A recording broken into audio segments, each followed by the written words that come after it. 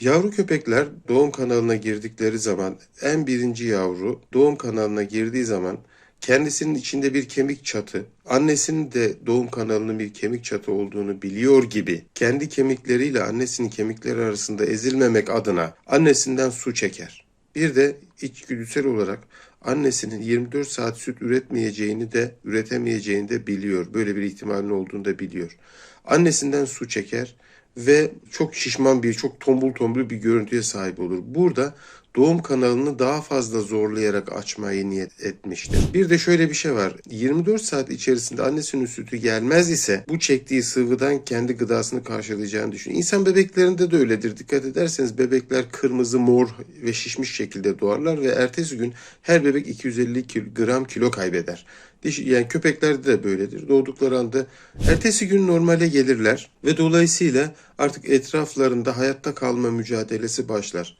Üst dudaklarının altında suspentaküler organ dediğimiz Jacobsen organı sayesinde ısıyı algılar, ısıyı ve bazı kimyasalları algılar. Annesinin memesi süt üretimi yapıldığı için çok fazla kanlandığı için dolayısıyla bir sıcaklık vardır. Bu Jacobsen organı sayesinde hemen memeyi bulur. Dokunduğu anda, sütü ağzına aldığı anda ilk defa tat duyusu ve koku duyusu gelişir. Daha sonra işte 10 gün içerisinde işitme ve görme hissi de başlar.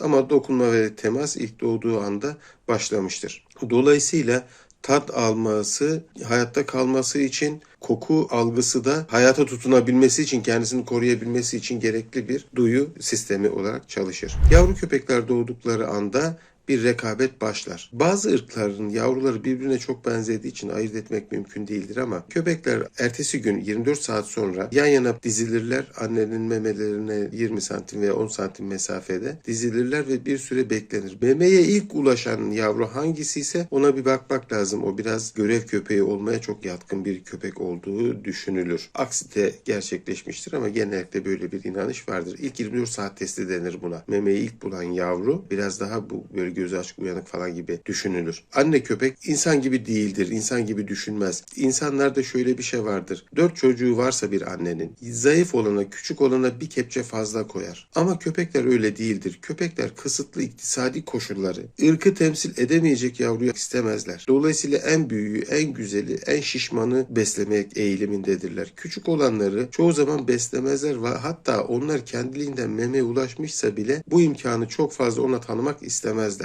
Kendi ırklarını çok iyi temsil edecek yavruyu beslemek isterler. Burada şöyle bir konuya da temas etmek isterim. Her doğum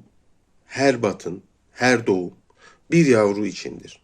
Kaç tane yavru doğmuşsa doğsun, bir sene sonra bir tanesinin ve en güzelinin, en güçlüsünün hayatta kalması için yapılan bir işlemdir bu. 10 tane yavrunun 10'u da yaşayacak diye bir beklentisi yoktur anne köpeğin. Sokak köpeklerinde pozitif bir seleksiyon vardır. Evde beslenen köpeklerde de bir negatif seleksiyon vardır. Sokak köpekleri doğduğunda 10 tane yavru yaparlar. Yani yaşama ihtimalini yükseltmek için onlar çok yavru yaparlar. Yaşama ihtimalinin daha yüksek olduğu köpeklerde, o düşüncedeki köpekler daha az yavru yaparlar.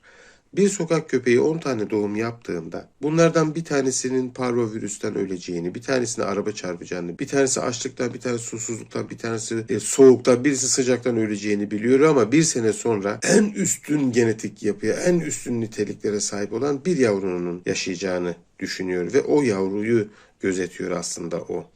Dolayısıyla sokak köpekleri bu kadar üstün bir genetik yapıya sahip olan yavru bir sene kaldıktan sonra o çiftleşiyor ve bu genetik yapı devam ediyor ve bu genetik yapı ondan sonraki nesilde de seleksiyona uğruyor. Ama diğer köpeklerde yani kültür köpeklerinde de şöyle oluyor. Önümüze ne gelirse çiftleştiriyoruz ve her yavruyu yaşatmaya çalışıyoruz.